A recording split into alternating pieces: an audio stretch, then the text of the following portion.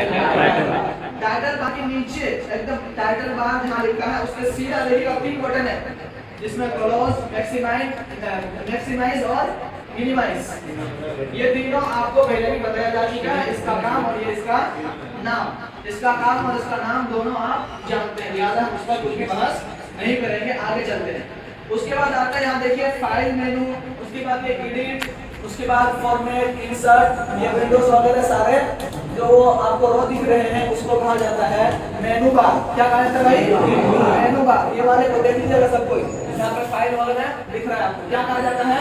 मेनू बार। उसके बाद वाला यहाँ पे आपको नॉर्मल, ऑटो, ये सारी चीजें यहाँ से पूरी लाइन देख लीजिए, यहाँ से लेकर यहाँ तक पूरी लाइन दिख रही है, इसको कहा जाता है रिबन बार। क्या कहा जाता है? रिबन बार।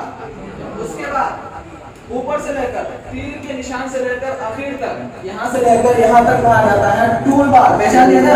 पहचान रखिए, यहाँ पे नाम सब याद रखिएगा। फिर इंशाल्लाह हम लोग तफसील से एक का काम भी पढ़ेंगे, अभी सिर्फ नाम याद रखिए और पहचान अभी ये टूल बार हुआ। तो शुरू से लेकर आखिर तक इस वाले का, शुरू से लेकर आखिर तक इस वाले का क्या नाम होगा? Tool bar. उसके बाद देखिए जहाँ पे हम लिखते हैं, ये जो ये उठक बैठक, ये वाला कर्सर, इसका नाम है कर्सर। जहाँ से हम लिखना शुरू करते हैं वहाँ पे लाइन कैसा बना हुआ रहता है, उसका नाम होता है कर्सर। और जिस जगह हम लिखेंगे, मिसाल के तौर पर हम लिख रहा, मैं यहाँ लिख रहा हूँ, देखिए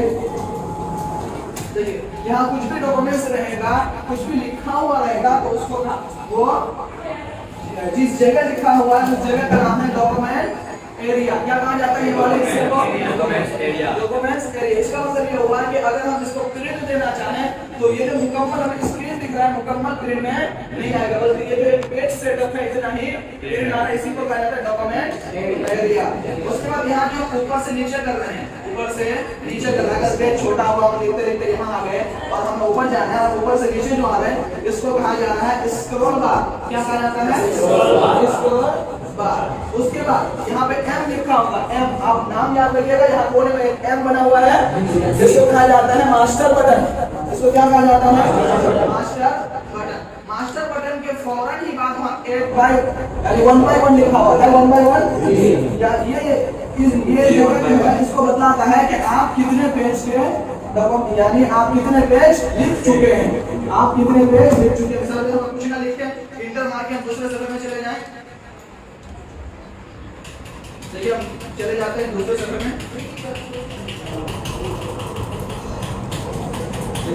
ऑटोमेटिकली वहां 2 पेज आ गया, ठीक है। तो इसको कहा जाता है पेज स्क्रॉल। क्या कहा जाता है? Page scroll. यानी हम कितने पेज में है और हमारा किताब या हमारा कोई भी काम जिसको हम कर रहे हैं, कोई भी मकाला वगैरह लिख रहे हैं, तो वो कितने पेज का है, इसको क्या कहा जाता है? Page scroll. उसके बाद ये है जहाँ 100% लिखा हुआ है, 100% ये पेज की साइज को बताता है, इसका नाम होता है बिग स्क्रॉल। क्या? Big scroll. यानी हम पेज को कितना ज्यादा जूम कर सकते हैं।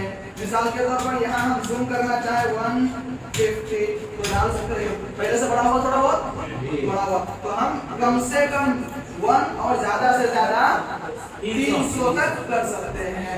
कम से कम एक डाल के देख लें तो पेज एकदम से इतना छोटा सा हो गया, देख रहे हैं, इतना छोटा पेज बन गया है। और ज्यादा से ज्यादा हम देखते हैं 300, तो पेज इतना बड़ा हो गया। अब अगर लिखते हैं हम, देखिए कितना बड़ा आ रहा है,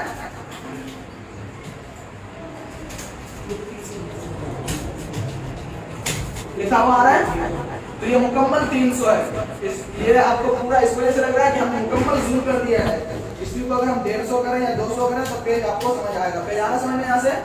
तो ये हो गया आज का आपके इन पेज के अंदर का इंटरफेस जो होता है उसका तारुफ। एक बार मुजमलन सुन लीजिए। ऊपर वाली जो पट्टी है उसको कहा जाता है टाइटल बार। फाइल प्रिंट वगैरह जो रहता है उसको क्या कहा जाता है? मेनू बार। उसके बाद जहाँ नॉर्मल वगैरह लिखा हुआ होता है उसको रिबन बार।